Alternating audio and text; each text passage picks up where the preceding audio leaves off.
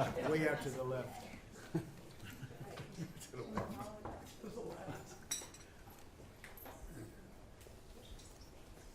Are you able to get them all in the room? Are they in?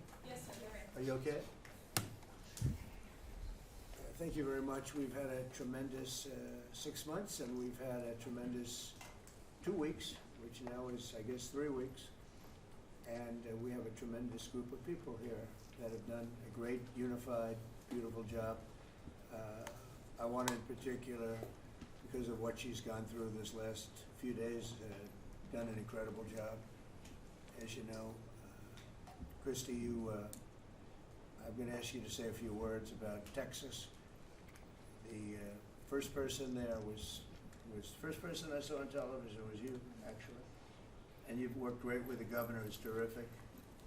And you might want to tell a little bit about the trials and tribulations, but we appreciate the job that you and everybody have done.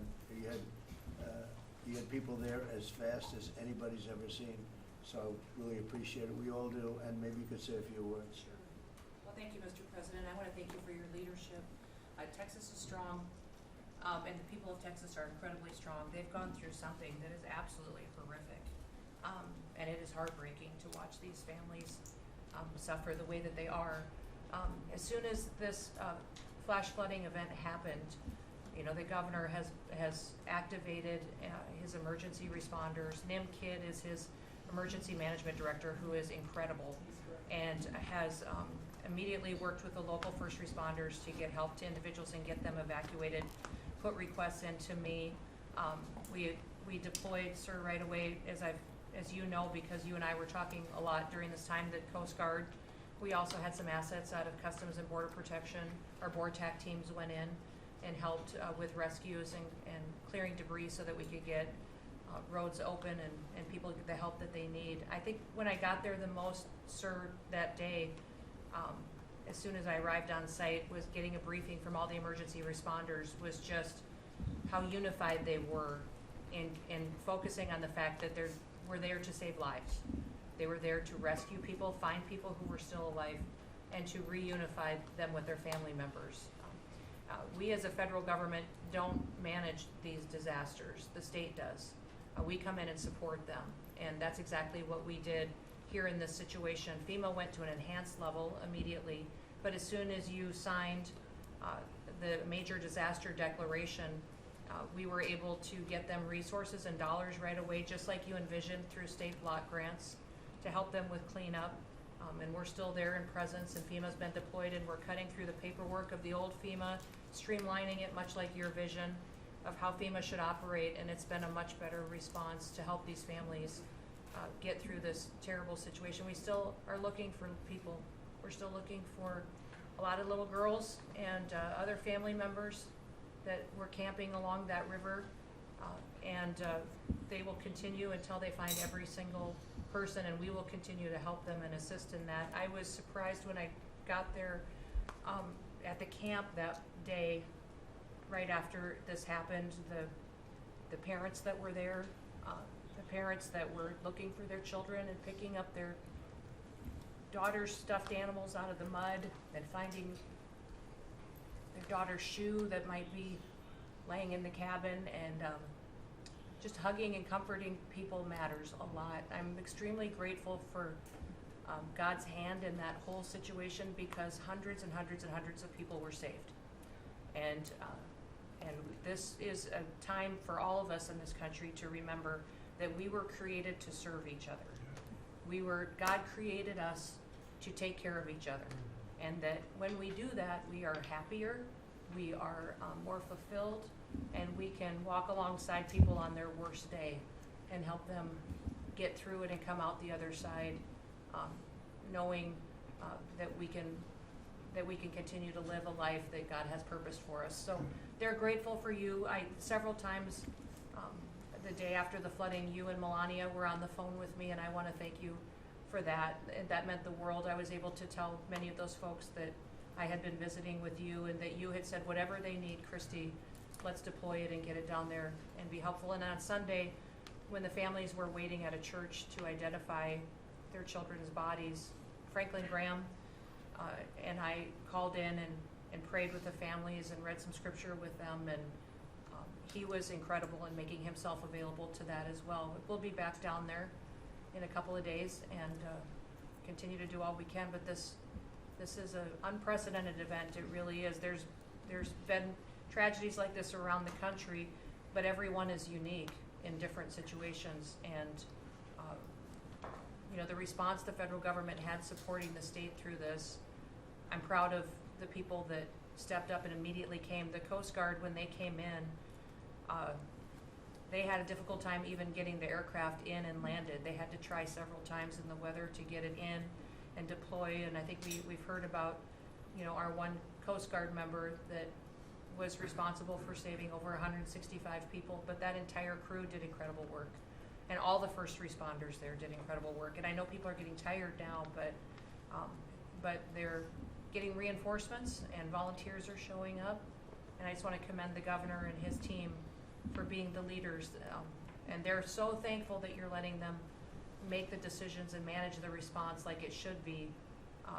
And then us supporting them with the resources of the federal government. We've already deployed dollars to the state, much like the block grants that you've talked about. Right. So very grateful for that, sir. There's never been a wave like this outside of the breaking of a dam. Because this was almost a wave that ended up being 30 feet high, more actually. Now with the dam you can understand it, but this approached almost with that speed. When you see a dam break, it's not a pretty sight. It wipes out everything, and this is the kind of thing that built up so fast. And it's happened 2 or 3 times before over the years, but not to this extent. But tell them when you met the father who was picking up the daughter's clothing. And I had walked through so the sad. cabin where all the little girls died, and I had kind of fallen apart in there, but I walked out of the cabin, and a gentleman was standing there, and he said, that man over there needs a hug. And so I walked over to him, and I hugged him, and I said, do you work here? And he said, no, my little girl was in that cabin. And he said, and I just found her best friend about an hour and a half ago. She had passed away.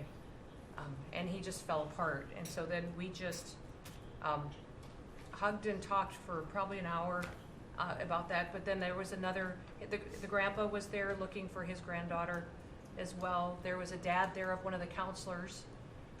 The counselor was alive, but she was dealing with the fact that she had hung on to some of these girls and was trying to keep them out of the floodwaters, and had gotten hit by something and had lost 2 of the girls and wasn't able to hang on to them, and was going to live the rest of her life thinking about that moment when she wasn't able to hang on to these girls. But these parents were picking up their kids' belongings out of the mud and throughout the camp and putting them in bags. And then one of the dads said, I knew 50 of these girls here. So I knew that was her dress and my daughter's friend's dress. So he was picking it up and putting it in a bag to return to her parents. And so it was and then the director was there comforting everybody who had lost his father the night before too, and he was still there trying to facilitate all of these parents grieving their children and find them. So the strength of people is incredible. One of the things that I asked there today, that day, was that they all have escorts or counselors when parents come in. So from that point, that when they came into the camp, that they have somebody with them when they're going and looking for their children's belongings or looking for their children. And so, very emotional, but also just so tragic. The relationship with Texas and the governor has been obviously very good for years with me, but the relationship with Texas and their first responders and us with our first responders and lots of other people, and we brought in a lot of helicopters from all over, and we had a lot of helicopters. It was actually dangerous, a lot of helicopters up there, but they were real pros, and they were responsible for pulling out a lot of people, and we got them there fast, and Texas had some good ones too, but the response has been incredible, and the fact that we got along so well, I don't know, I don't even think that's a political thing, but we got along so well, and it was so unified. I think a lot of lives have been saved. That could have been as bad as it was, you could have lost double or triple, This thing was just really horrible. Well, congratulations on a great job, and appreciate it. I know you're going down. I'll be going down on Friday with First Lady, who would be taking a trip, and we don't want to get in anyone's way because that's what happens. The president goes and everyone's around focused on. I don't want anyone to focus on us, but it's possible they could have somebody saved still. There's a lot of areas. It's a big area, and it's probably unlikely at this point, but there could be. I mean, they're thinking there could be the possibility, but what a tragic situation. A good job, and we'll see you on Friday, and we'll finish out the day here. I think you've been reading a lot about it's a terrible topic when you talk about financial after this, but we have a big country and we've been doing very well. The tariffs, as you know, are starting to come in at record levels. Tremendous amounts of money are coming in to our country. We never did that before. We're not used to it. We only have tariffs going out. We only adhere to the rules of other nations who charge us tremendous tariffs because we were led by stupid people or people without any business sense. And I'd like to ask Scott, you could maybe talk a little bit about how well we're doing with regard to the money coming in. And the big money will start coming in on August 1st. I think it was made clear today by the letters that were sent out yesterday and today. Go ahead, Chris. Yes, sir. We will have taken in about $100 billion in tariff income thus far this year, and that's with the tariff, the major tariff not having started till the second quarter. So we could expect that could be well over $300 billion by the end of the year. We don't agree with CBO scoring, but for those who do, the CBO scored tariff income over the next 10 years at $2.8 trillion, which we think is probably low. And sir, under your leadership, we're witnessing. And they gave us no credit during this last little, the great, big, beautiful bill. I always use the word great. I add that to it because it really is what it is. It's never been anything like it, actually.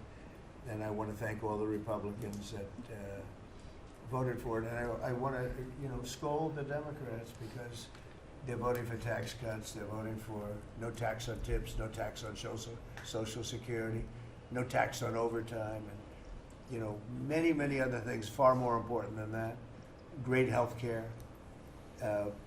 And frankly, every Democrat should lose their election because it was purely political to vote. They were told not to vote for it. So think of it. We got 218 to 2. And then with the Senate, we had 50 to 3. Democrats didn't vote at all. Not one positive vote with all of the good things in there. Economic development money, tremendous border money. Now you're loaded up on the border. And I don't think we're going to need so much of it because we had zero come in last month, so I'm not sure how much of it we want to spend. You may think about that. You may actually think about saving a lot of money because the wall's been largely built and it obviously worked, but you may want to think about that. But so I think it's incredible when I watch the Democrats and they have standard lines like they had Russia, Russia, Russia. They had the laptop from hell. It all came from Russia. They make things up and they go with it and they feed it to you people in many cases. And they said, here's a line. And I hear the new line is death. Oh, it's death. Everyone's going to die. There's nothing to do with that. In fact, we're saving our country. Death is from allowing 25 million people into our country, of which 3 or 4 are stone cold, hard criminals.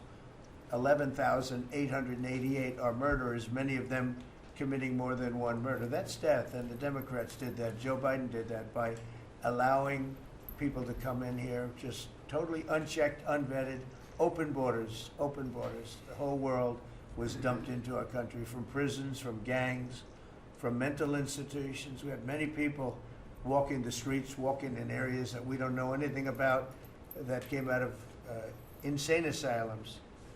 They released the insane asylum population into our country, and it's amazing the job that you and Tom Homan are doing, by the way, on that. But we have to get them out, and we have no choice. We have to get them out, and we are getting them out.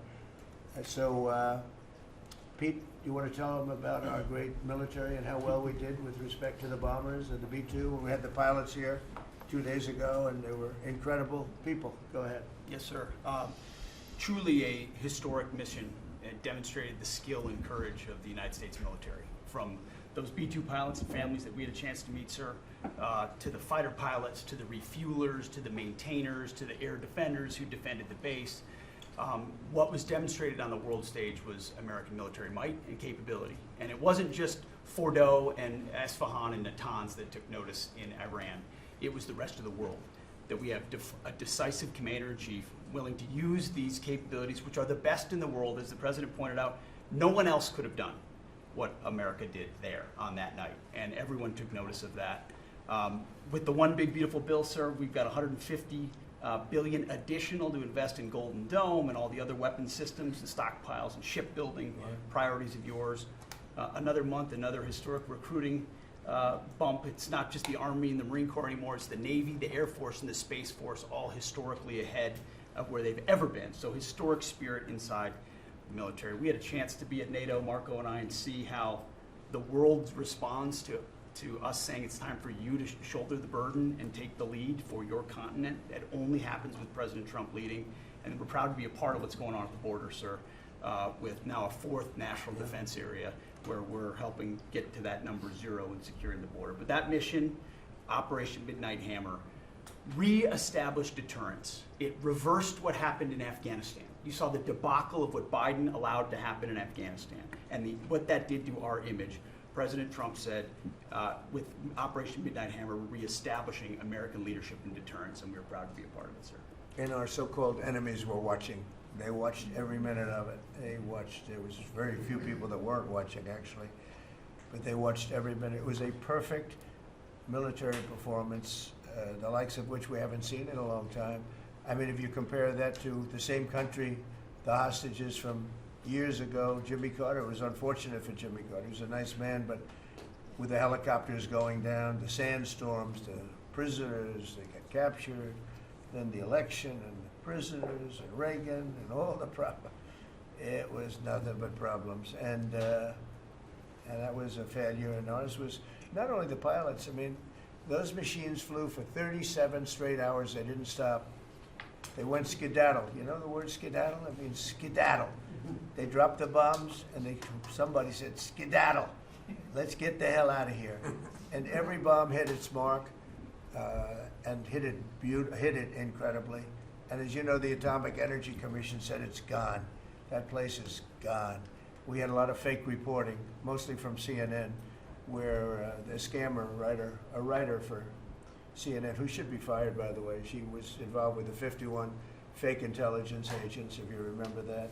She did that story, created a story out of it. She created a story out of the laptop from hell, saying it came from Russia, but it actually came from Hunter Biden's bedroom, or worse. Just a scammer, and she's still at CNN, which is pretty amazing. But we'll ask you a question about her.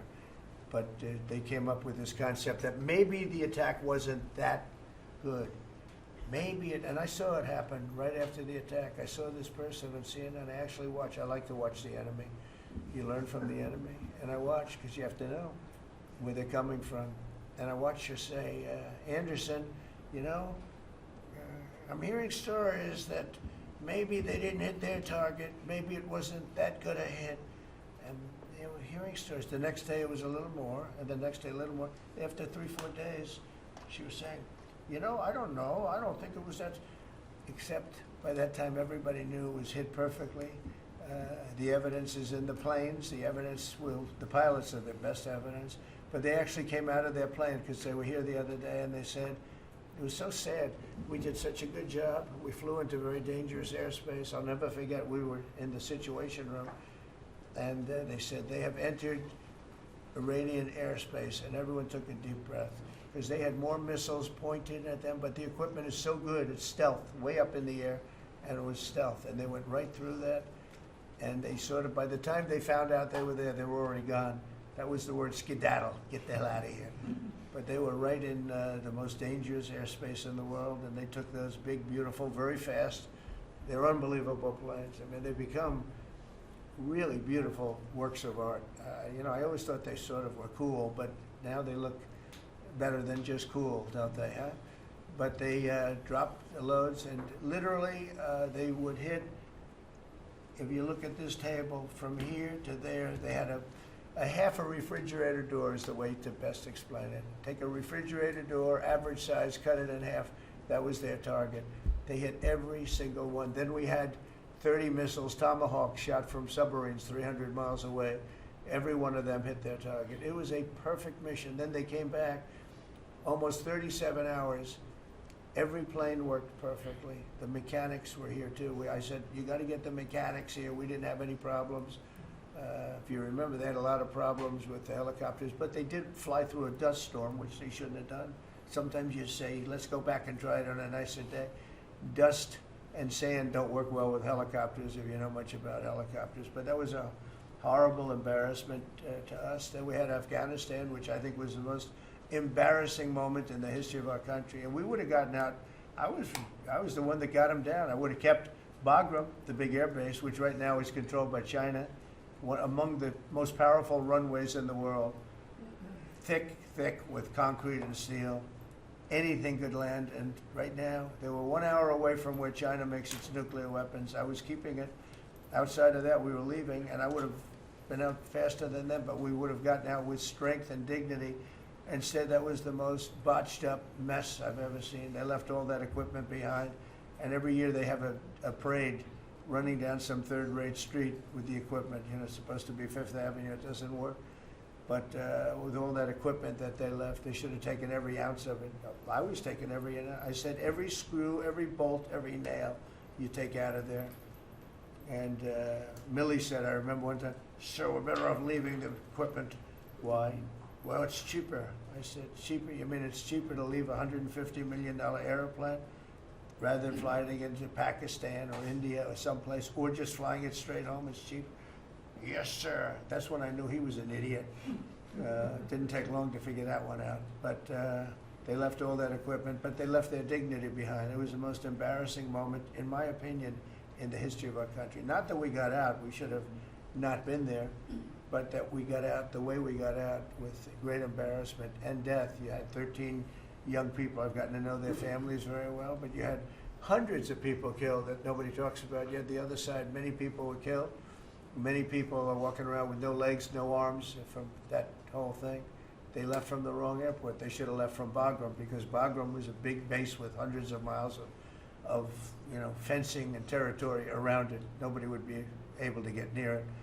And they left. So, we've done a great job, and I think people are really starting to see it. They're starting to appreciate it. Pete's done fantastically. That mission was a work of art. And I have spoken to some of our perceived, I don't know if they're enemies, but they're perceived as being potential enemies. And they essentially said the same thing, very impressive. There wasn't a thing that we didn't lose an engine. We didn't lose it. They landed and they were cheered. But the sad thing was they were cheered, and one of the pilots said, we were a little concerned because when we got out, we were told that on television they were reporting that we may have missed our targets. Sir, we hit every target. That's what I do for a living. We hit every target. In fact, when the bombs hit, a yellow haze came over the horizon that I've never seen before. It just lit up the whole horizon, brighter than the sun. It was like looking into the sun. He goes, we hit our target, because you know what that was exploding. And but they were a little downbeat because they listened to that fake CNN reporting and the fake New York Times. They worked together to try and say that it wasn't perfect. They couldn't say they missed. All they could say is, maybe it wasn't perfect. And you ought to fire that reporter immediately. You should fire her. Real fake. And so I just want to congratulate those pilots. And a lot of people don't like bringing things like that up. I do. I always like confronting, because otherwise the public doesn't know that you're a bunch of crooked people. But they know, they've learned, and the media has to straighten out their act. The media is down to 17% approval. You got to do a little better than that. It's important for the country that you do better. I think they ought to make a lot of changes. I think changes are going to be made to the media, but it's hard to have a really successful country if you have a corrupt media, and we really have a corrupt media. And nobody really knows why. I mean, why would you want to have open borders and criminals pouring into our country? Why would you want to have men playing in women's sports, transgender for everyone, you know? You'll have to figure that out. But some of you don't. I mean, I'm looking at some people, they love the country, but I look at other people and they can't. But we're really proud of our military. It was, and the people that maybe don't like us or want to play games with us, because I think that had you not had the situation in Afghanistan, I don't think Putin would have gone in. I think when Putin looked at how stupid and incompetent that operation was, he said, wow, this might be a chance. And we're dealing with him now too. We're not happy with Putin. I'm not happy with Putin. I can tell you that much right now, because he's killing a lot of people. And a lot of them are his soldiers and their soldiers, mostly. And it's now up to 7,000 a week. And I'm not happy with Putin. Okay, any questions? Yes. Yes, sir. You just said that you're not happy with Vladimir Putin. Is there anything that you plan to do to act on that feeling of Well, unhappiness? I wouldn't be telling you. Don't we want to have a little surprise? You know, one of the things we did with the attack is that, and you asked that question, I didn't mean to be rude, but I'm in a rude because I'm looking at some of these crooked people up here, so I'm rude, but your question was asked very nicely. But one of the things we did is we went over every fact. We wanted to get every fact straight. We wanted to have the distance straight, the number of pilots straight. Everything had to be correct, because we want to be, this was a very important mission. If we failed on this mission, it was beyond the war that, you know, obviously we had with Iran and Israel, and a lot of hatred, a lot of years and years of hatred, centuries of hatred. People have never seen anything like it. So we wanted to be correct with all our facts. So, you know, what I was doing is just asking, it would be great if the media would be correct with their facts. That's all we ask for. So, go ahead. So finish it up. Oh, yes. Just returning back to Russia, if there's anything that you would signal about your displeasure with them. Well, look, I'm very unhappy with them. There's no reason for this. It's turned out to be tougher, but it's only tougher. And I will say the Ukrainians were brave, but we gave them the best equipment ever made. We gave them the anti-tank busters that knocked out tanks. I mean, you just aim them in the direction of the tank and the tank is gone. We gave them missiles, the latest and the greatest. They were able to shoot down a lot of things that would have normally wiped out. You know, probably would have been a very quick war. It would have been a war that lasted 3-4 days, but they had the benefit of unbelievable equipment. And Europe gave them to. We gave them far more because Biden shouldn't have done that. He should have equalized. We should have given them the same, or we should have given actually less than Europe. It affects Europe much more than us, but we're in there for over $300 billion. Europe's in there for over $100 billion, but still, Europe gave a lot. And I will say this, the Ukrainians, whether you think it's unfair that we gave all that money or not, they were very brave because somebody had to operate that stuff. And a lot of people I know wouldn't be operating it. They wouldn't have the courage to do it. So they fought very bravely. But we gave them the best equipment in the world. We make the best military equipment by far. There's nobody close. You look at other equipment from other countries, it's not even close. That's why everybody wants to buy our equipment. And that's why we're going to step up these contractors now that make it. And they're brilliant, but they make it too slowly. And we have to step them up, Pete, and let them make it at a much higher rate. Unfortunately, we have to do that. But if you look at our Patriots, if you look at our Tomahawks, if you look at our, well, what we do with tanks is, you wouldn't want to be driving a tank. You would feel nice and secure, but they are javelins, they're called. And I gave them the javelins. Remember they said Trump gave the javelins and Obama gave them sheets, right? They called Obama at that time. Barack Hussein Obama, if you haven't heard, did a terrible job. But that was a war that should have never happened, and a lot of people are dying. and it should end. And I don't know, we get a lot of bullshit thrown at us by Putin, for you want to know the truth. He's very nice all the time, but it turns out to be meaningless. Do you want to sanction him? Lindsey Graham has a sanctions bill on Russia. Do you want him to move I'm ahead with looking that? at it, yeah, no, I'm looking. The Senate is passing and passed a very, very tough sanctions bill. Yeah, I'm looking at And it. you'd sign that? It's an optional bill. It's totally at my option. They passed it totally at my option, and to terminate totally at my option. And I'm looking at it very strongly. Yesterday you said you want to send more weapons. Go ahead, please. The Council of Economic Advisors released a new report saying that imported goods have actually decreased in price from December I know, it's not through March. amazing. Well, my question is, With the Fed chairman, tariffs. well, the Fed chairman keeps saying that tariffs are going to cause price increases. Are we Are the sure? prices just not Chairman passed of the through Fed? yet? Yes, exactly. Well, Are the you prices, do a better job than him. Thank you. Are the prices just not passed through yet?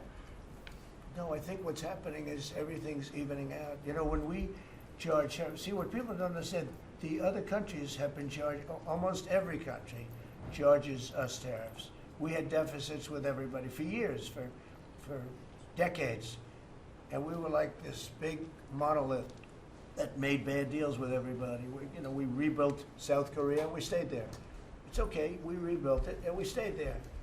And they pay us very little for the military. I got them to pay billions of dollars, and Biden then canceled it when he came in. I said to South Korea, as an example, we give you free military, essentially, very little. And I think you should pay us $10 billion a year. And they went crazy.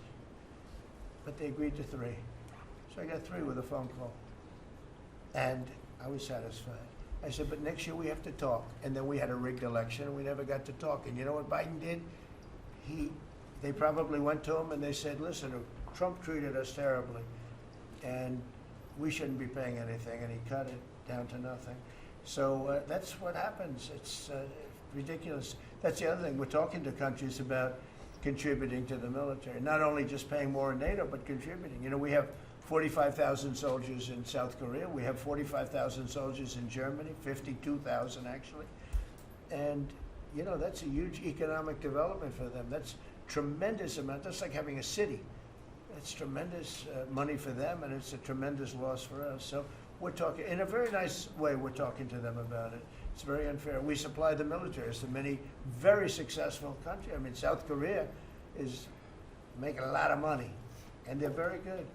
They're very good, but, they should be paying for their own military. President Trump, can I ask you a question about Jerome Powell as well, and then a question to the Attorney question General? about what? Jerome Powell, and then I have a question for the Attorney General. Jerome Powell, who you've been pressuring to lower interest rates, he's facing accusations of lying to Congress, which is a potential crime about the Well, then he opulent. should resign immediately. We should get somebody in there that's going to lower interest rates. Do you want congressional Why don't Republicans you to call look for into his that? resignation? Do you want congressional Republicans to investigate and It's pursue okay and with punish? me. I think he's terrible. I think, look, we're paying, I call him Too Late. T-O-O, Too Late, like Too Tall Jones for the Dallas Cowboys, right? Too late. He's always late. But he wasn't late with Biden before the election. He was cutting him like crazy. It didn't help too much, did it?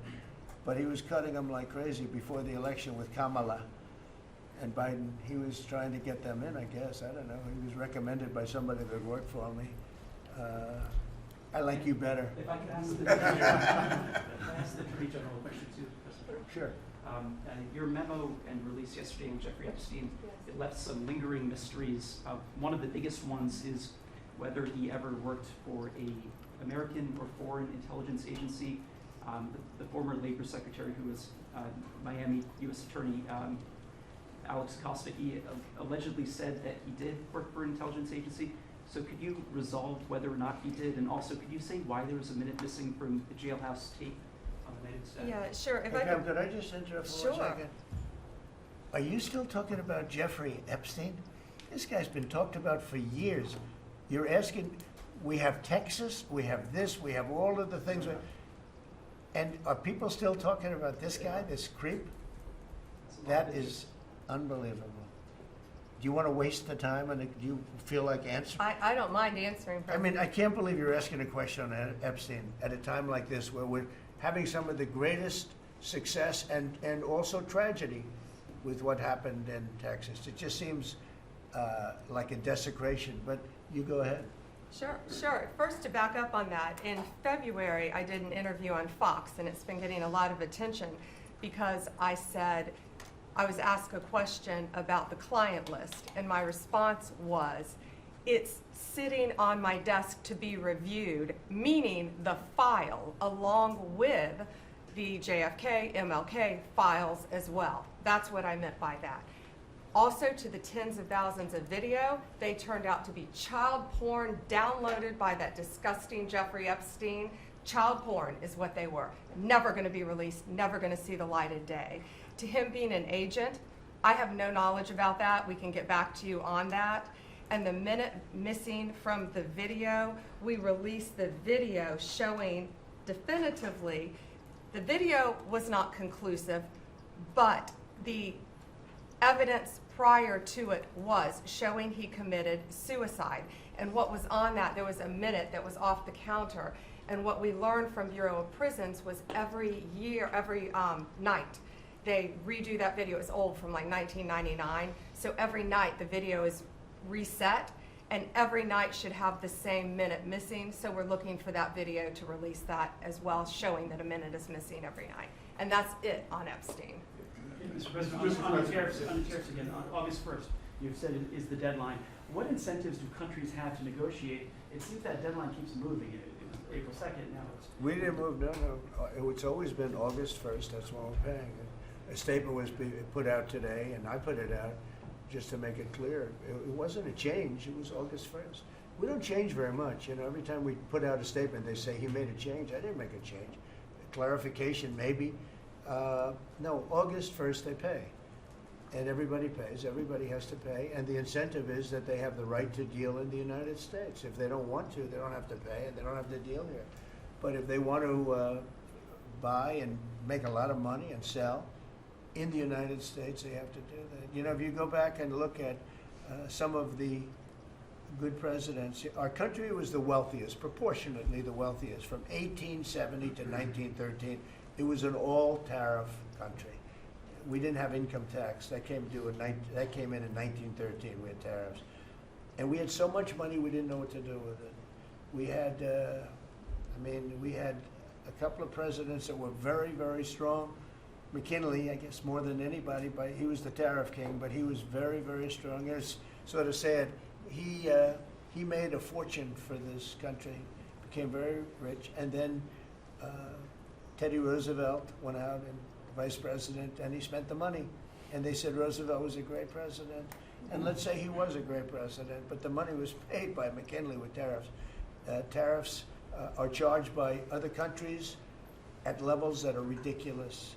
And you know, I call those other countries, and every one of them is willing to give us everything now, by the way, just so you know. Sir, we'll charge you no tariffs, nothing. We'll give you everything. We'll give you access to our markets. We'll give you everything. Is that a correct statement, Scott? Yes, sir. Howard, would you say that's a correct statement? Exactly correct. It's like they just don't, because they're very spoiled, because for years they ripped us off and we didn't have a president that understood it, or Secretary of Treasury or Secretary of a lot of different secretaries are involved, but certainly Commerce Secretary was, you know, not doing their job. I don't know about Kelly, she's small business. We'll keep it that way, okay? Her small business is bigger than almost all big businesses when you add it all up. But no, they are very respectful of our country. But the incentive is that they have the right to do business with us. Without that, they don't have the right to do business. And that would be okay too. And with the flurry of deals, will we hear in the next 24 hours, will we hear a flurry of deals? Yeah, we have a lot of them going out. But the deals are mostly my deal to them. We're picking a number that's low. We don't want to hurt them, and fair. We're picking a number that's lower than, in most cases, lower than what they charged us. But it's amazing when you've paid all this money for years and they get one president that's a little bit different and a little tougher on this subject, and they're willing to drop everything they've been charging us for years and years. I mean, we have countries going, we will have you don't have to pay any tariff to come in and do business. They're giving us total access to their countries. They gave us no access to the country. They say, well, you cannot go into our country. Okay, good. Now it's, we will give you total access and you don't have to pay any tariffs. but please don't charge us tariffs. And we don't like that deal. So the letters I send out are, we have made some deals. We can make a lot more deals. It's just too time consuming. It just makes it more complicated.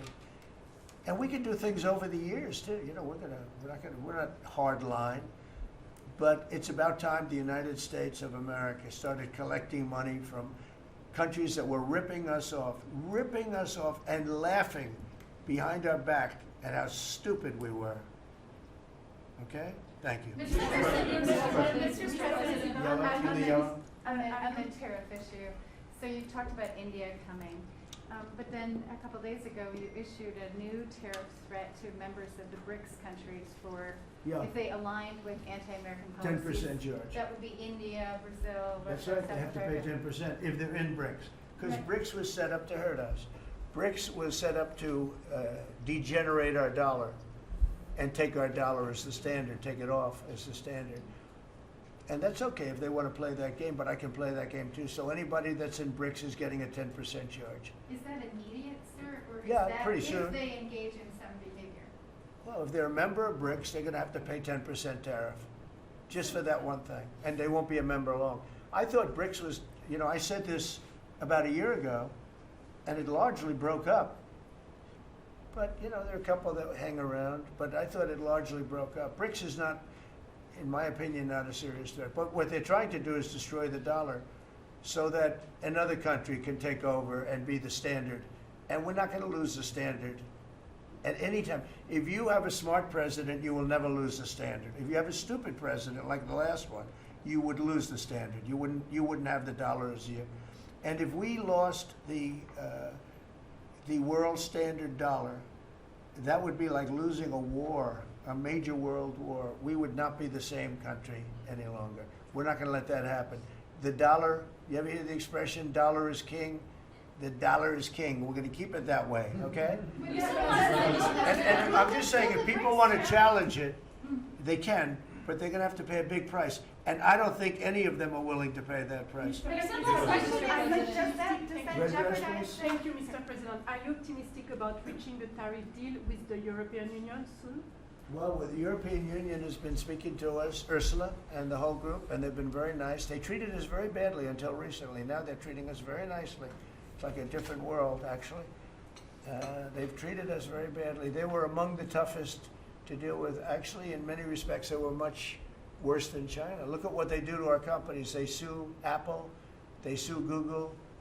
17 billion they got from Apple on a lawsuit that they didn't have a case.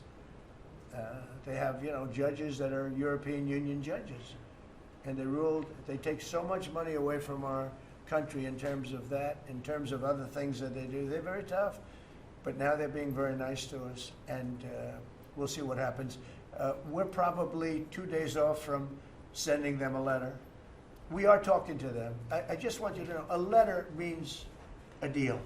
You know, a lot of people said, we got 200 countries. We can't meet with 200 countries. We have a few trusted people that know what they're doing, that are doing a good job, but you can't do it. You have to do it in a more general way, but it's a very good way. It's a better way. It's a more powerful way. And we sent them a letter. You read the letter. I think it was well crafted.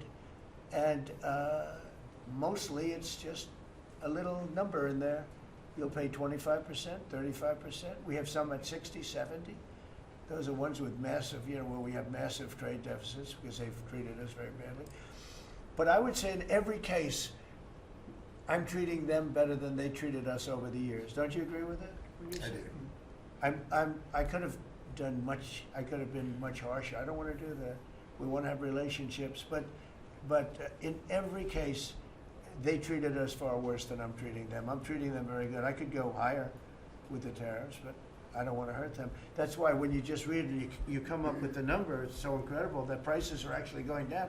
Just so you know, when I got in, everyone said, "Oh, eggs are going through the roof." That was I was in for about 4 days, and they started screaming at me about eggs. They said, "That's Biden's problem." I didn't know about eggs, but eggs went up about 5 times. You did a fantastic job, and we ended up shortly getting. In fact, for Easter, they said, "Go out and buy plastic eggs. You can't use real eggs."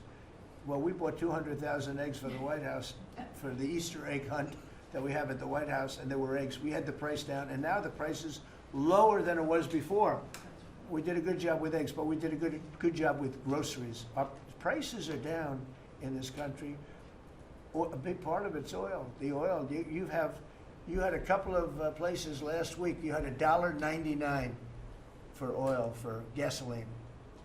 Nobody thought they'd see that. I want to get it lower if I can, but we've done a good job. You've done a very good job. Do you want to say a couple of words about that, you and Chris, about what's happening with energy? Well, absolutely, but I would say on the pricing side, President Trump, the fact that you've endorsed and supported a policy of energy dominance, that sends a signal to the market that we're going to have more supply. You talked during the campaign about inflation being a country buster. You've broken the back of inflation in 6 months, among all the other things you've accomplished. We have no inflation. And we've got, and then heading into the 4th of July, these were the lowest gas prices at the pump in 4 years. And again, for Americans, this is like hundreds of billions of dollars that stay in their pockets because we lower the price of gas at the pump. But when we lower the price of energy, it lowers the price of food, it lowers the price of the clothes you wear. It's the biggest thing. It's the biggest thing. It's like a big tax cut. When you get energy down, every 50 cents is like a massive tax cut, and we've gotten it down much below that. You know, we had great energy, great low prices, everything else. When the election turned over, I'm trying to be nice about it. It turned over, shockingly, but nevertheless it happened. Energy started going up, and it went up really bad, and then he went back to the Trump policy. The problem was they didn't know how to do that, and he lost it. He lost that sucker. That big sucker was out of control, and his energy prices went way up, and that's what caused it. But it was also stupid spending. They spent money like, they used to use the term drunken sailors, but I won't use that term. Although it is very descriptive, I won't use that term. I refuse to use it. But they spent money at levels that nobody had ever seen before, and trillions and trillions of dollars wasted on the Green New Scam, greatest scam in the history of our country, other than maybe Russia, that might have been. But the Green New Scam was the single greatest scam in the history of our country, and continues to be, but it's weakened badly. It's hobbling along because people are they're finally getting it. But they spent trillions of dollars on the Green New Scam, getting nothing for it. Devised by a couple of young people that weren't even good college students, you know? Not even good students. Check out their marks. Yeah? Can you clear something up, Mr. President, on what you said last night? Not for CNN. You said you The would last- send Not more for jobs. CNN. Go ahead. The You last said jobs you'd send report, in the more last jobs jobs, report, right? Mr. President, in the last jobs report, the manufacturing jobs actually lost 7,000 jobs. When will the investments that you've been talking about have an effect Well, on they're manufacturing? building the plants now. About 7 have started. We're going to have hundreds started within a short period of time. Lee Zeldin, who may be the most important man in this room, I'm sorry, but he's the one that gets the permits, whereas he's the one that has to get the permits for the plants and the factories, and permits that used to take 5 years, he's getting in record-setting times. AI, we're leading China a lot in AI, and if we go with this, you know, I'm allowing the plants to build their own electric. I'm allowing them to become an electric utility, so they can produce their own electricity, because we need double to be successful with AI, which is the biggest thing now. We need double the electricity that we have, which is hard to believe. We need even more than that. And they're building plants with their own electricity substations. They don't have to use the grid. And anything they build extra, they're putting into the grid. So we're supplying the grid with brand new electric sources. And you know, it's funny, when they came to see me, they never even asked for that. I told them about it. The reason they didn't, they thought that was an impossibility. You're not allowed to build your own electric. These are massive investments that are being made in building electricity for their plants. And they're going to have, I think, Doug, a lot of electricity left over. And that electricity is going to be passed into the grid and give us no more, you know, like you look at California. They have blackouts and brownouts every week. They're totally out of control. They have a really incompetent governor. Where's Chris? Is he here? Do you want to speak to the subject? Yeah, I think a huge thing in the One Big Beautiful Bill, Mr. President, because of your leadership, is the ending of these subsidies, as you call them, the Green New Scam. That saves our country $500 billion over the next 10 years. But American taxpayers were paying twice. They were paying that money, $500 billion in the subsidies, and they were paying more expensive electricity price.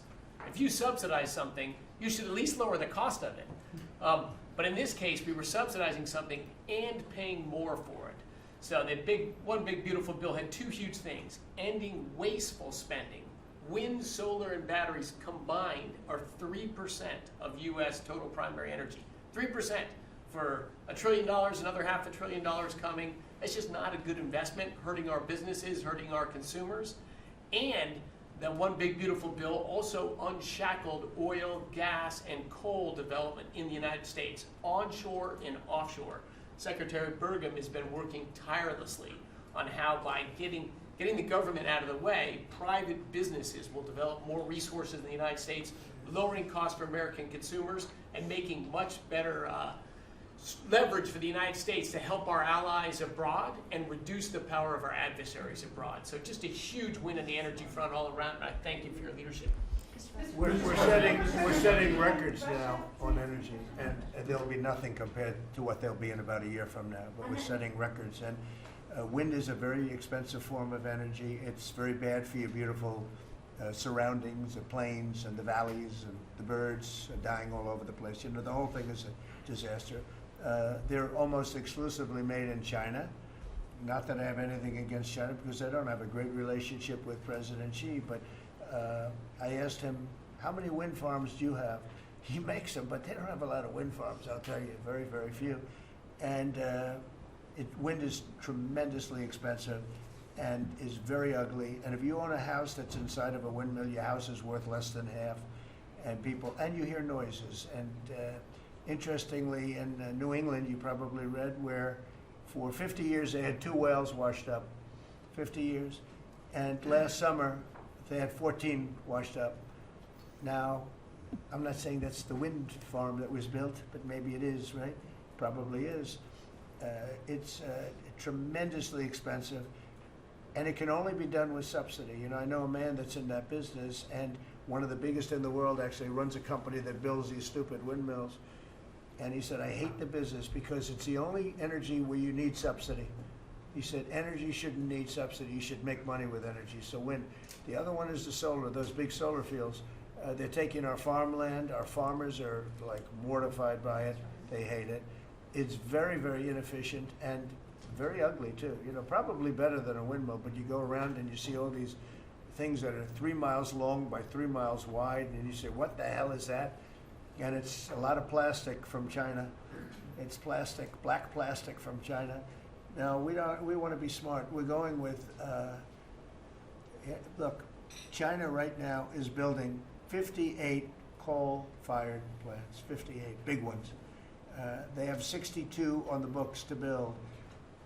We've reintroduced clean, beautiful coal, because you know you can do a lot with coal now, clean, beautiful coal, and natural gas, and all of the other things that we have. But we don't want wind, and we don't want solar, because they're a blight on our country. They hurt our country very badly, and smart countries don't use it.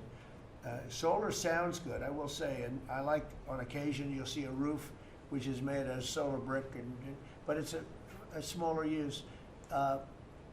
We need the kind of thing that's going to fire up our plants, and it's not going to be wind, you know, that is very intermittent, as you probably know.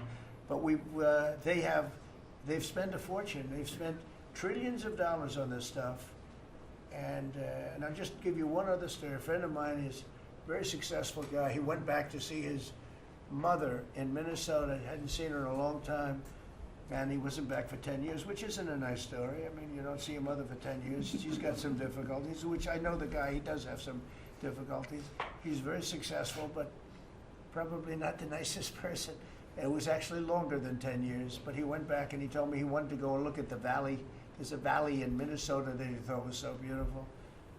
And I hadn't seen it in a long time. He's driving along the road. He said, oh my, I'll use the word gosh, oh my gosh.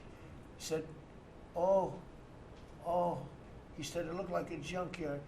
You had 159 windmills. They were all over the place.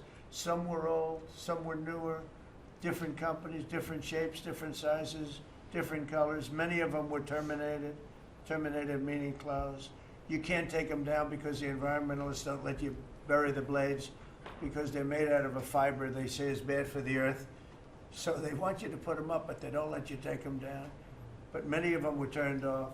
He said it looked like a junkyard. Go to Palm Springs, California, and take a look at that pile of junk. And you go into a wealthy neighborhood. Before you get there, you have to ride through hundreds of windmills that are, most of them are turned off. They're rotting, they're rusting, they're 30 years old, 20 years old. And they have a very short life. You know, those windmills have a very short life, especially the ones that are in the nice salty Atlantic Ocean and Pacific Ocean where the salt just gets under that steel and decimates it. Now, it's a horrible, horrible thing for our country. And I speak out. It would be nice to say wind, because it sounds so good, doesn't it, Doug? Wind, wind. But it's not.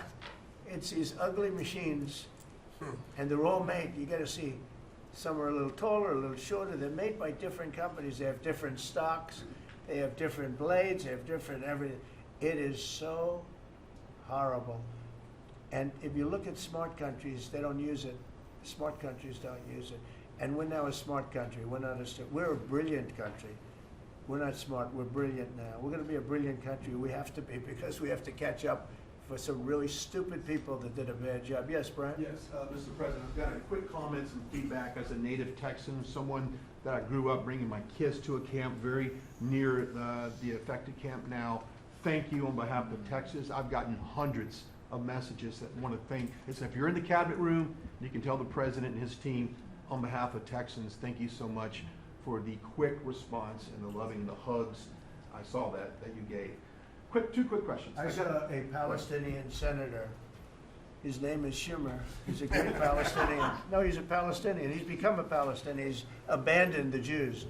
But I saw him say, it's Trump's fault. Yeah, that's right. It's Trump's fault. He was actually, do you ever see John Lovett's The Liar? Where he goes, yeah, I went to Harvard. That's right. This was Schumer. He goes, yeah, it's Trump's fault. That's right, it's Trump. I actually saw that stupid guy try and blame it on me, and I said, man, that's a tough one to take. But his career is limited because I hear AOC is going to beat him, and she's no bargain either, by the way. Go ahead. Well, I'm just saying that's an example of an America First team effort to get this country back. So that's what America First looks like for the viewers watching us at home. My two questions. Looks like we have a rogue judge, an Obama-backed rogue judge that is attempting to block the funding to Planned Parenthood, which the big, beautiful bill cuts off the funding to Planned Parenthood. Any plans to challenge that? Okay. Absolutely. Yes, we're on it. We're on it. And I texted, I believe, I talked to yesterday Secretary Lutnick and Secretary Besson. I reached out to you to let you know that we were on it in the big, beautiful bill. Wonderful. And then I let her handle that question. You notice? I said, go ahead, handle that question. I'll toss it to her. Then my second question was Secretary Rollins. You did an amazing press conference today in front of the Department of Agriculture. You talked about the Farm Act and the need to get China out of our country, owning farmland. For the viewers at home that might have missed that, can you recap what that means to national security to make sure we can grow our own food? Well, thank you, Brian, sir, if you don't mind. Yes, this morning Secretary Hegseth, Secretary Noem, and Attorney General Bondi and I had a press conference at the USDA.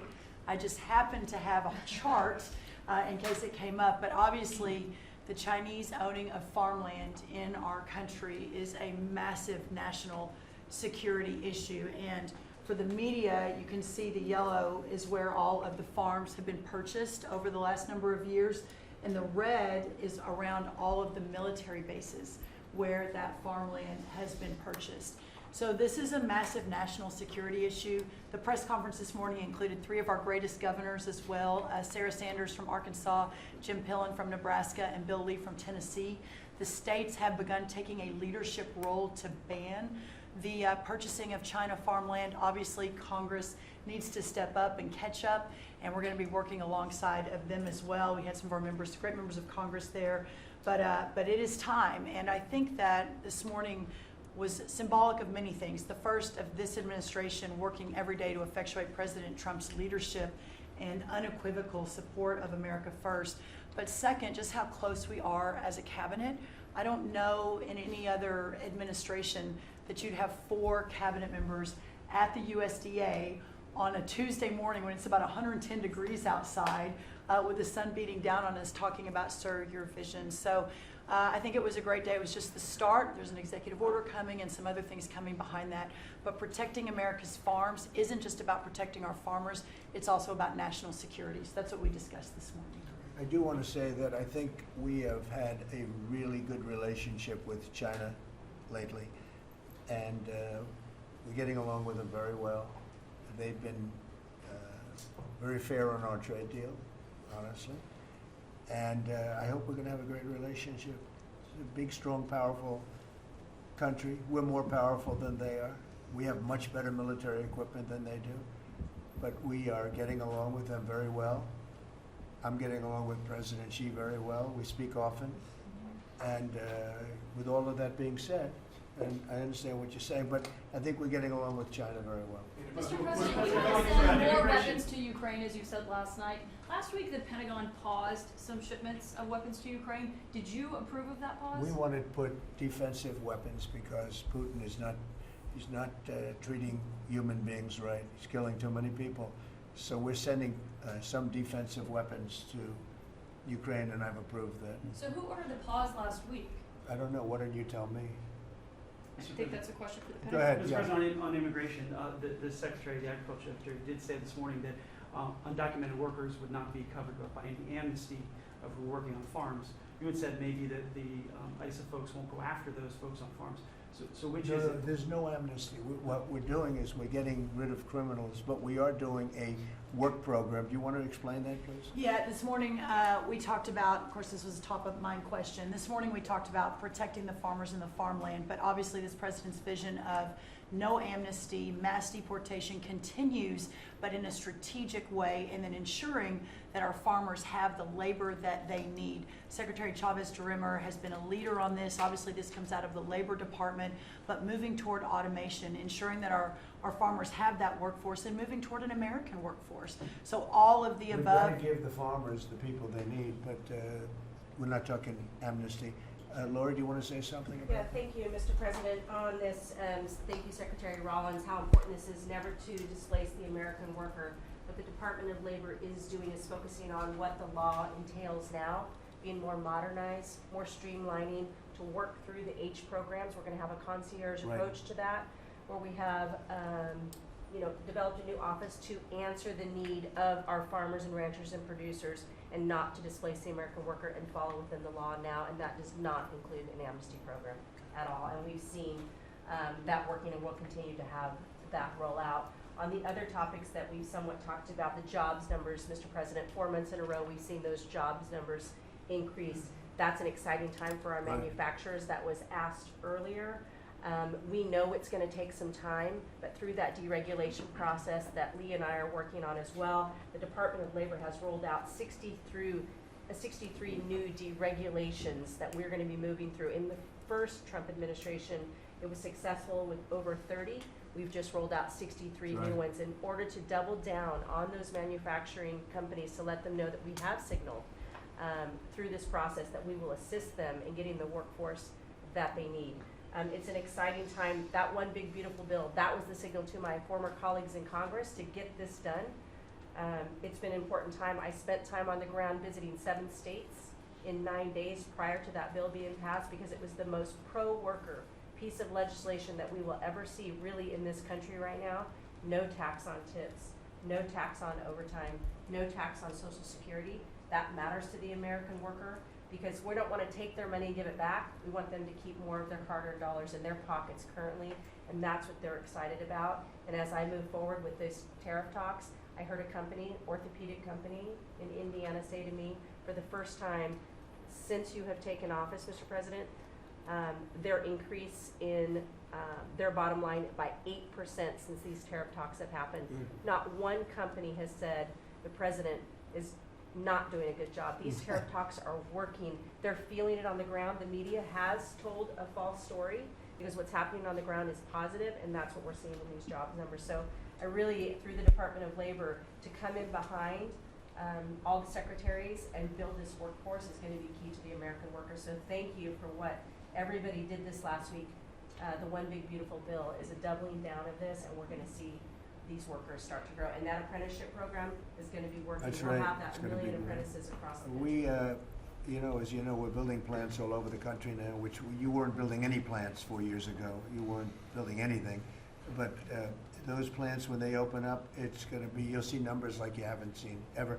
I don't think in history you'll never see numbers like what we're going to see in the very near future. Many of them are building the plants. Some are just starting right now. You know, it's a brand new administration. But, and they wouldn't be here except for two things. November 5th, the election, and the tariffs. And frankly, I guess the election was more important because of the tariffs. I mean, another person wouldn't have done this. But they're coming in because of the tariffs. They have to, they're not going to pay 25, 30, 40, 50%, 70, and 100%. And we'll be announcing something very soon on pharmaceuticals. We're going to give people about a year and a half to come in, and after that they're going to be tariffed if they have to bring the pharmaceuticals into the country, the drugs and other things into the country. They're going to be tariffed at a very, very high rate, like 200%. We'll give them a certain period of time to get their act together. But they were all here now. They all left. They went to other places because we allowed, people that sat in this room allowed it to happen. And I don't allow it to happen. The people in this room don't allow it to happen. So we're going to be announcing pharmaceuticals, chips, and various couple of other things, you know, big ones. We did steel, as you know, they're 50%. We did aluminum, 50%. Lumber just came out. Mention that's copper. And we did cars. And now, today we're doing copper. Copper and aluminum. What would that tariff be on? The sectional tariff? I believe the tariff on copper, we're going to make it 50%. 50%. Any breakthroughs in See, I'm glad he didn't question it. Any I sort of thought, what would that be? A quick one. I didn't have much time, but he agreed with me. That's why he's Howard. Any breakthroughs on Gaza with the Prime Minister, and there's reports that you're meeting with Netanyahu again tonight, is that accurate? Yeah, he's going to come over again tonight. We're talking about Gaza, mostly Gaza right now. It's he's been very unfairly treated. I think what they've done to him in Israel is very unfair, having to do with this trial. I think, you know, he's a wartime prime minister, had an unbelievable outcome, and I think he's been treated very unfairly. But he's coming over later. We're going to be talking about, I would say, almost exclusively Gaza. We got to get that solved. Gaza is a tragic. It's a tragedy. It's a tragedy. And he wants to get it solved, and I want to get it solved, and I think the other side wants to get it solved. Steve, could you talk on that, please? We're in proximity talks now, and we had 4 issues, and now we're down to 1 after 2 days of proximity talks. So we are hopeful that by the end of this week, we will have an agreement that will bring us into a 60-day ceasefire. 10 live hostages will be released, 9 deceased will be released. We're meeting at the President's direction with all the hostage families to let them know, and we think that this will lead to a lasting peace in Gaza. And you're doing a good job. It's a tough one. It's a tough one. A lot of hate, you know, it's called long-term hate, but we think we're going to have it solved pretty soon, hopefully with a real solution, a solution that's going to be holding up. And can I follow up? This is, I think, the first cabinet meeting since Elon Musk has not been a special government employee, not here anymore. He's now saying he's going to create a third political party. Are you worried about the impact that that could have? No, I think it'll help us. It'll probably help. Third parties have always been good for me. I don't know about Republicans, but for me. Are you second guessing any of the cuts that DOJ made? Since you described him as off the rails. Look, we cut hundreds of billions of dollars with DOJ. We could have done it differently. I would have done it differently a little bit, maybe, but it was something that we saved a lot of money. You can always second guess. I guess some of the people in this room maybe would have done it slightly differently, and some would have done it exactly the way it was done. But it was dramatic, and it was important, and we found a lot of things like billions of dollars given to people for environmental protection, where they had $100 in the account, like in Atlanta, Stacy, and then you had another one with 20 billion here, and 20 billion here, and 2 billion here, and 15 billion, and Lee, you might want to mention just a couple of those things. We we really got because of DOGE. At the Trump EPA, the one big beautiful bill was filled with many big beautiful wins for the taxpayer. It delivered a sledgehammer to the Green New scam. Billions of dollars rescinded. It's a big deal for the American taxpayer who sees money go through pass-throughs that are filled with self-dealing and conflicts of interest. They see unqualified recipients. They see reduced agency oversight, and they want accountability with their tax dollars, and they got it. In the example of the Stacey Abrams connected NGO, they received $100 in 2023. They got $2 billion in 2024. They had to complete training on how to develop a budget that was put into their grant agreement. They, out of nowhere, started paying a CEO $800,000, a COO $450,000, 22 people making over 150 grand. Out of nowhere, this is tax dollars. So money go through pass-throughs, through other pass-throughs, through other pass-throughs, and we lose oversight over it. And you see that it's going to former Biden officials, it's going to former Obama officials, it's going to Democratic donors. And we're not here saying we want to take money from a left-wing NGO and give it to a right-wing NGO. We want to give it back to the taxpayer. This is about us being good stewards of American tax dollars without any apology or regret. That's why President Trump was elected last November, because there are a whole lot of people who maybe they hadn't voted Republican in a long time. Maybe they didn't even vote for President Trump the first time around in 2016, but they're regretting that vote from 2016 and they were making it right in 2024. So the one big beautiful bill gave us the tools to rescind billions of dollars more. We're seeing hundreds of thousands of dollars that'll get wasted per electric vehicle as an example of this money that was going through it. They gave $50 million to a group called Climate Justice Alliance. They say that climate justice runs through a free Palestine. The Biden EPA gave $50 million to a group that says that climate justice runs through a free Palestine. We say that you're going to spend $1 in the name of remediating an environmental issue, then spend $1 on remediating an environmental issue. We say that we can protect the environment and grow the economy. We want to help grow more baseload power in this country. So why is it that it took this long for this team to get assembled, to be able to fix the mess that we inherited?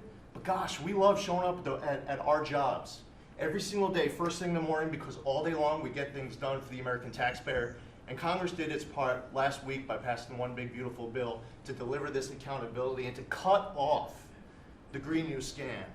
So maybe it's a bad day for Stacey Abrams. Maybe it's a bad day for all those well-connected Democrats getting paid off.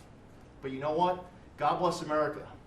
Because at the end of the day, President Trump is here, J.D. Vance is here, and the greatest cabinet ever assembled to deliver that much-needed and highly demanded accountability.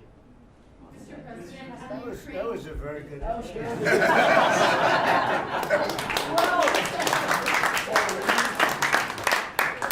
And that's from the heart. That's from the heart. On Ukraine, the Ukrainians have asked the International Court to go after Russia for using toxic chemicals in the fight. Germany and Germany and the Netherlands have had intelligence saying that. What does U.S. intelligence believe, and what do you believe about the use of chemical weapons? And would you agree that that's a case for the court? Well, I'd ask John maybe to discuss it if you'd like, John. Well, Mr. President, obviously chemical weapons, if it's documented and its use, it's illegal. It's against all international laws of armed conflict and treaties. And obviously I can't share in this room with this audience the intelligence that I can share with you privately, but obviously you're not going to stand or allow for any violations of international law by anyone. That's right. Thank you. Could I ask Sean to Department of Transportation, Sean Duffy, former great congressman, very popular, decided to go out and make a couple of bucks. He made a lot. Then he got bored with that, though. He likes serving people better, the people. And could I ask you to just discuss a very important subject to me, and that's the modernization of our equipment at airports so that planes aren't crashing into each other and bad things don't happen. It should have been done many years ago. We were going to do it, and then the election precluded that, unfortunately. But we're doing it now. Could you tell them where we are? Yeah, if I could start with Newark. You guys all covered what happened in Newark. We had outages for a couple of 30-second outages a couple months ago.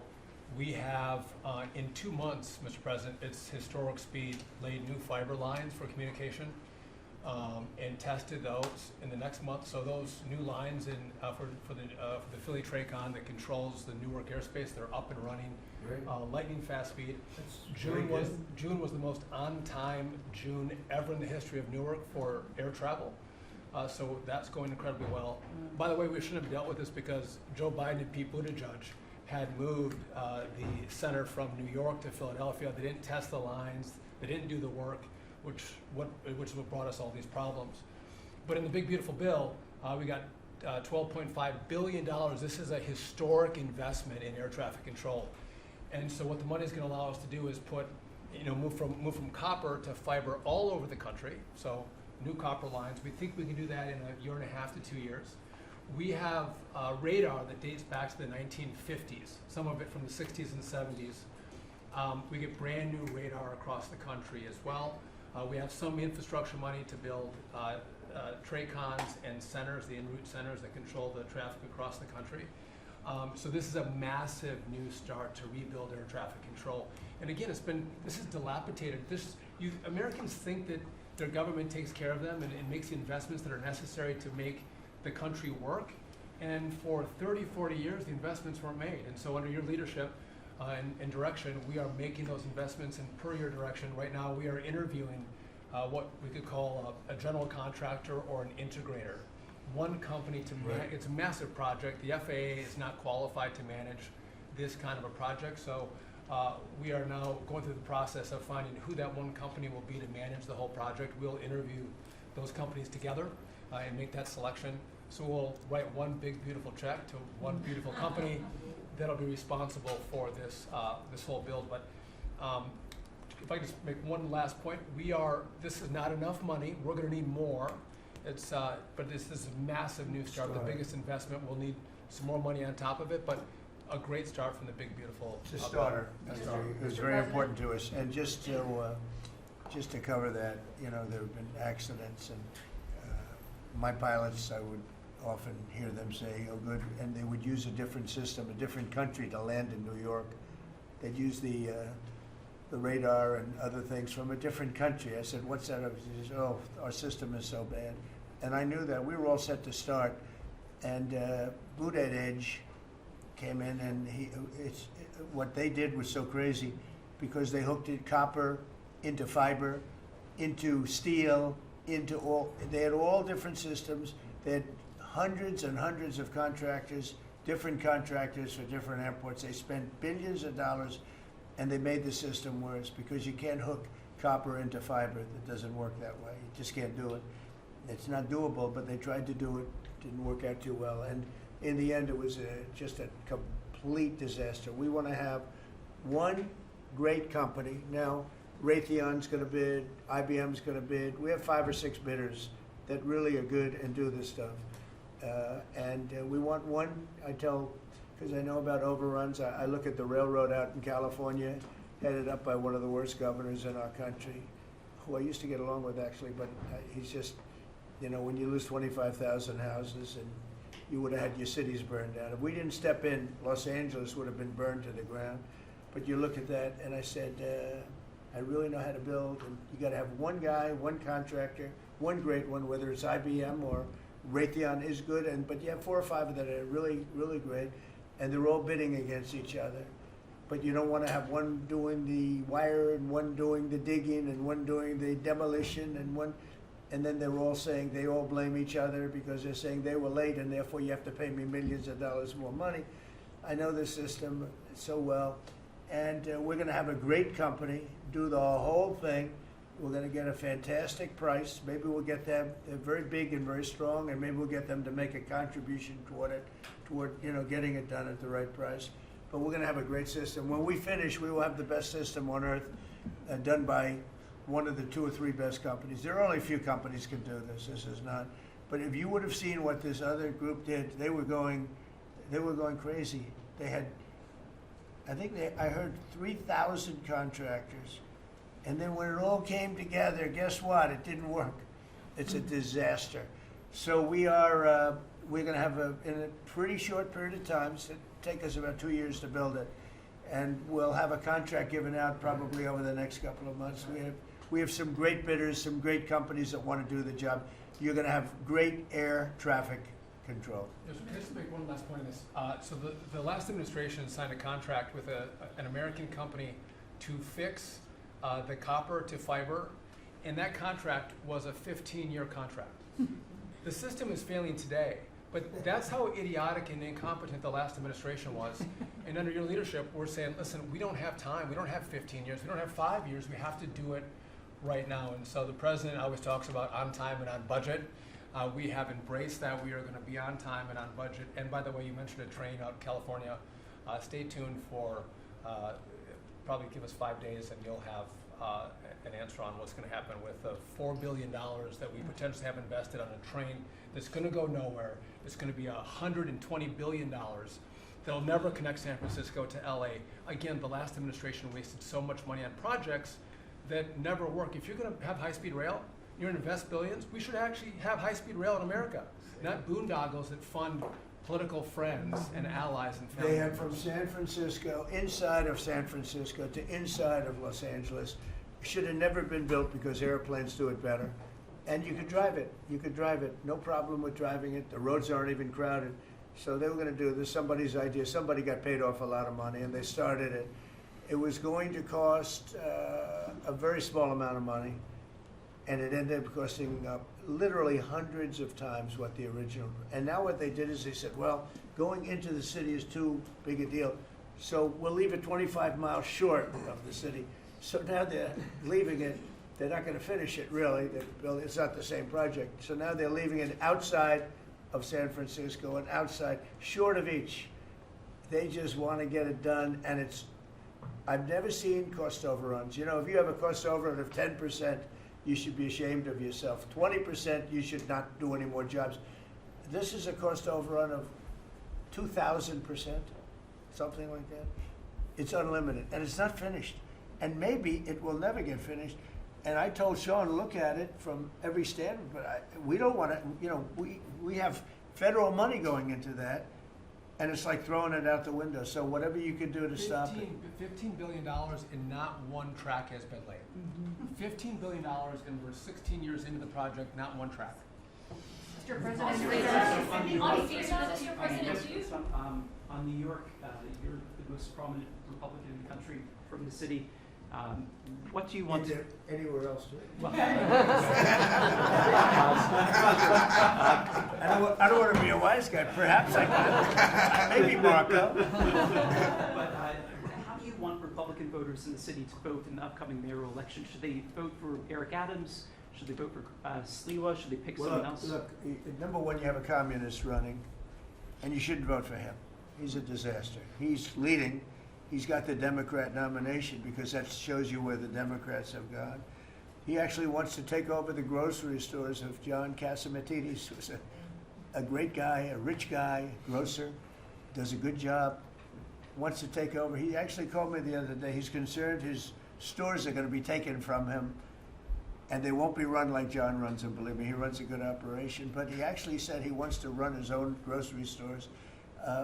No, this is a man who's not very capable, in my opinion, other than he's got a good line of bullshit, and he's convinced them to go with him. Now, as you know, Cuomo, who does have capability, is running, but he got knocked out, and now they're running as, you have Eric Adams, the current mayor, you have Cuomo, and you have Curtis Sliwa. And Curtis runs every 4 years. He seems to be a fixture on the running scale. But you know, it's I'm not getting involved. But I can tell you this: I used to say we will not ever be a socialist country, right? Well, I'll say it again: we're not going to have. If a communist gets elected to run New York, it can never be the same. But we have tremendous power at the White House to run places when we have to. We could run D.C. I mean, we're looking at DC. We don't want crime in DC. We want the city to run well. Susie Wiles is working very closely with the mayor, and they're doing all right. I mean, in the sense that we would run it so good, it would be run so proper, we'd get the best person to run it.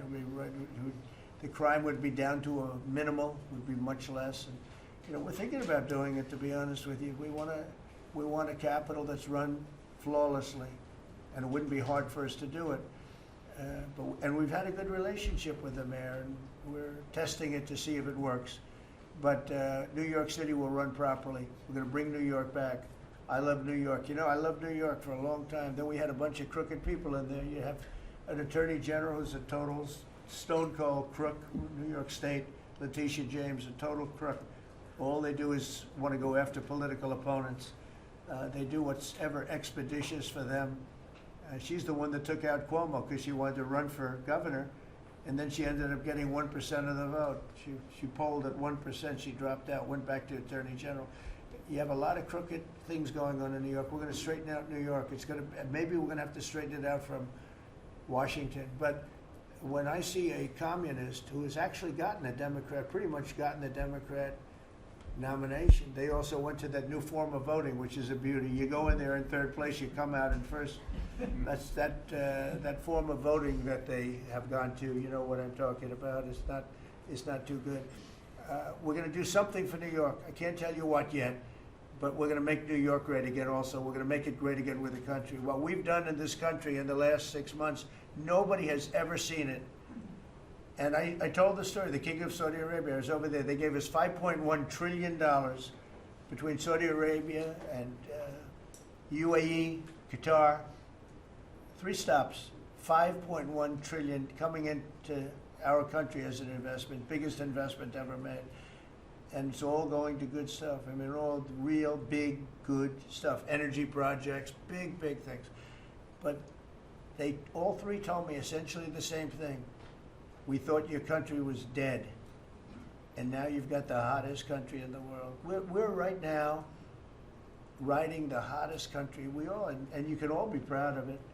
We're in the hottest country. This is the hottest country in the world. There's nobody close. Made hotter by some great pilots and great machines that nobody else has. Those great, big, beautiful machines, they rode those machines right into the toughest territory, and nobody knew what the hell happened. And then they hit their targets perfectly, and it was complete and total obliteration. And that's why that war ended, Steve. They told me that's why the war ended. The war ended when they saw that, it was over. And we're very proud of it. But we have the hottest country in the world right now, from a country that was close to dead. And if I didn't win, if you would have had the other person win, we all know who she is, whether it was she or Biden. They're the same. He may have been more competent than her, and that's hard to believe, right? But if you had that ideology in, I don't believe you would have had a country anymore. I think you would have had a country that was broken up. But we had a dead country. Now we have the hottest country in the world, and everybody knows it, and everybody said it. Mr. Vice President, do you have anything to say?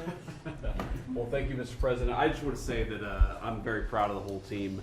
I think everybody has worked together. You see Pete and Marco and Steve working on some of the diplomacy, Christy and Pam working on the border. We just have a really, really solid team, and we've done a lot of good work. And in particular, I want to congratulate the White House staff led by the President on getting the One Big Beautiful Bill passed. Yeah. I was personally skeptical. Sorry, I never told you this, but I was skeptical we'd be able to get that thing done by July 4th. We did it because we worked together and we worked very well. So it's an honor to be a part of it, but I'm really proud of you guys for doing a great job. The beautiful thing about it, it had something for everyone. That's right. Most people said it had to be broken into 7 bills. It's so big. The problem was that some of those 7 have nothing for anyone, but they had to be done for the country. You know, sometimes you have to do things for the country that aren't necessarily popular. We had a couple of them, and that wouldn't have worked. So the One Big Beautiful Bill, many people said it could never be approved. Too big, too everything. Is too much. But it had something very big and very important for everyone, and it's great for the country. And remember, the Democrats have come up with a false narrative, you know, just whatever. It's just a line that they send to everybody, and they print. I think in the case of this, it's death, death. Everyone's going to die. I heard that. Everyone's going to do just the opposite. Everyone's going to live. What we're doing is saving our country and making it much bigger, better, and stronger than it ever was. I'd like to ask, Marco's been doing such a great job. Do you have anything to say? Well, it's just going through a list here, Mr. President, and I think the Vice President's pointed out to the great team you have, and all these achievements that have happened domestically. But you think about it, under your leadership, we prevented and ended a war between India and Pakistan. NATO's now at 5% for the first time ever, the highest numbers ever. A peace deal between the Democratic Republic of Congo and Rwanda. A 12-day war that ended with an American operation that we're the only country in the world that could have done. Hopefully, pretty soon, a peace deal between Azerbaijan and Armenia. The entire Middle East and the infrastructure of it has the potential now to change because of Syria and Lebanon, and it hasn't even been 6 months. Sure. It hasn't even been 6 months, so it's a It's a great lot. testament to your leadership in this. Well, thank you very much, and you've done a fantastic job. Could I just ask Linda, she's involved in so much, she's so talented and so good, and she's working on a couple of little things like Harvard, who was given $5.5 billion over a short period of time. We caught him on that one, that's crazy, but you're working on so much, you want to bring education back to the States. How are you doing? Well, absolutely, and thank you for the opportunity. I think on the big, beautiful bill, what we saw, with school choice, that's finally on a national basis at the state level, but there are opportunities now for scholarships, more and more of them for kids who are in failing schools. It's going to be a big turnaround. I think one of the biggest accomplishments we had over the past week was University of Pennsylvania with the Title IX ruling that Leah Thomas was stripped of her title. Riley Gaines and Paula Scanlon and other women who have stood, so strong against men and women's sports. And when you put out the executive order, that just solidified it and gave them the opportunity. So those are a couple of really, really big wins, and thank you for that opportunity. And how are you doing with Columbia and Harvard? We're negotiating hard. I think we're getting close to having that happen. It's not wrapped up as fast as I wanted to, but we're getting there. Okay, good. And you've done a fantastic job. Thank you very much. It's been a good team. Yep, A team you have a great team. around this table, a lot of people have helped with that. That's right. Thank you very much. Maybe just in closing, we spent a lot of time, effort, very little money on this room. This is called the Cabinet Room. It's been here for a long time. And it had some pictures that were not many of them and not very good ones. And I actually spent time in the vaults. The vaults are where we have a lot of great pictures and artwork. And I picked it all myself. I'm very proud of it. That's Andrew Jackson, great Andrew Jackson. That's a gentleman named, and we call him President Polk. He was sort of a real estate guy. He was, people don't realize he was he was a one-termer, but he was a very good president. And I'm not sure I should be doing this, he actually gave us the state of California. He was the one. He was the one that so I'm not sure, maybe he won't be there for long. But if you notice, the frame is the exact same size, almost, as the other one is Andrew Jackson. So that was a part of the reason too, I have to be honest. But Polk was actually a very good president who's got the same frame that I needed, okay? And up here you have the original George Washington right behind the light. And then you have Dwight Eisenhower, who was a very underrated president. He built the interstate system, and he was the toughest president, I guess, until we came along. But I don't mind giving up that crown, because I don't want to be too tough on it, but we want to be humane. But he was the toughest president on immigration. He was very strong at the borders, very, very strong. And sometimes you can be too strong. He was strong at the borders, and during a certain period of time, they were so strong that almost every farmer in California went bankrupt. And we have to remember that. We have to work together, and we have to remember that. But he was a very good president, and a very good general, and a very good president, and I thought he deserved a position somewhere on this floor. And then you have, this is very exciting to me, he was not a Republican, to put it mildly, but he was, he was a four-termer. He was Franklin Delano Roosevelt. And if you notice, there were a lot of ramps outside. We have ramp, people say it's an unusual place for a ramp. It was because of him. He was wheelchair bound, but he was an amazing man. It's an amazing portrait, and we used to have him in the room, a different portrait, and it was a terrible portrait. It was almost like it was done by a child. And I used to say, you know, I can't believe that he would have approved of that portrait of himself. And I was in the vaults and looking at things. I said, what's that? And we have some great curators here. We have 6 curators at the White House. They have 2 for paintings, they have them for furniture, they have them for different things. I guess cost is no object. Okay, cost is, maybe I'd have 1, but that's all right. But we have 6, and they're very talented, though. And he said, that's a picture of FDR. I said, really? Let me see it. They took off the wrappings, very well preserved. And they said, that's the picture they've been looking for years. That was the picture of Franklin Delano Roosevelt. And I said, oh, wow.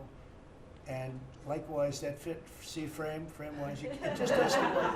It doesn't work if you have, I want to be nice, but it doesn't work if you have a big frame, a little frame, and but it's like perfection. I'm a perfectionist. The mirror was down in the vaults also. I said, where is this from? And it's a very old, very storied mirror, beautiful. We put that up. And then over there is Honest Abe Lincoln. And that picture was in his bedroom. And we thought that this would be a very important place because this is where wars are ended. I'm not going to say wars are declared. I'm going to say wars are ended, okay? We'll be positive. And that's the picture of Abe Lincoln from his bedroom, sat in the bedroom for many, many years. That was his favorite picture of himself. And the Lincoln bedroom's very famous. You remember when Bill Clinton had it and he rented it out to people, okay? We don't do that. But it's an incredible room, and we took that picture from his bedroom. That's Abe Lincoln. And then over here you have John Adams, and it's they were the first occupants of the White House, 1800. And John Quincy Adams, Mrs. Adams, they were the first occupants. So we have them looking at each other, and in between their stare is Abraham Lincoln trying to make peace. And that picture was in a room that I have that was not important like the cabinet. I gave it up. I said, I have to give it up because that's one of the greatest pictures of the White House. The White House is tremendous art. And the Oval Office, when we're there, we'll go over that. That's really been something. Then we got the drapes, so we got the whole thing. We got new drapes. We got new, wasn't a big expense, very, very small. And we took some of the Chinaware and silverware and trophyware, they call it, from the vaults, and we had it cleaned up. Hadn't been shined up in 100 years. Some of this has sat in the vaults for over 100 years. Amazing. Over 100 years. Many of the pictures that were put up in the Oval Office as an example, those two as an example. So he was president. They moved in 1800, and he won the election, I believe, in November of 1800, John Quincy Adams. And we thought that would be, he was considered to be a good president, and he was the first occupant of the White House, so it sort of made sense. And I love the frame of those pictures. Look at those frames, you know? I'm a frame person. Sometimes I like frames more than I like the pictures. And we have the flags of the Marines, and Space Force now has its own flag. I'm very proud of Space Force, but the Army, Navy, Air Force, Marines, Space Force, the whole thing. And Coast Guard is right there. You never forget the Coast Guard. They do a great job. So we have the flags throughout the office. And it's really become quite a beautiful place. I don't want to tell this, Marco pointed it out. I was going to leave the clock. So as president, you have the power. If I go into the State Department or Department of Commerce or Treasury, if I see anything that I like, I'm allowed to take it. Do you believe this? So I'm in Marco's, I see this gorgeous clock, grandfather clock, and there it is. I said, Marco. I didn't know about it. I had to read him the rule and regulation. I said, Marco, I love this clock. Look at it. It's beautiful. He said, what clock? I said, the clock that's in the other room is incredible, and nobody gets to see it there. Marco, I tried to talk him into it first, and it sort of worked, and then I had to use a little more. I said, I'd love to take that clock out and put it in the cabinet room. He said, no, are you serious? I said, Marco, I have the right to do it, Marco. And he said, all right, what the hell? So that's his contribution to the cabinet room. But it's, by the way, it's an incredible clock. And, you know, it's an important room. So you may see it again. Maybe we'll move it back someday. Anyway, so that's pretty much it. But it really is great. Here we put out, you know, these lamps have been very important, actually. Whether people love them or not, but if you see pictures like Pearl Harbor and Tora Tora Tora, you see movies about the White House where wars are being discussed, oftentimes they'll show those lamps or something like those lamps, something that looks like them, probably not the reals, because I don't think they were allowed to. This is a very important room. This is a sacred room, and I don't think they made movies from here. You never know what they do. But they were missing medallions. See the medallions on top? They had a chain going into the ceiling.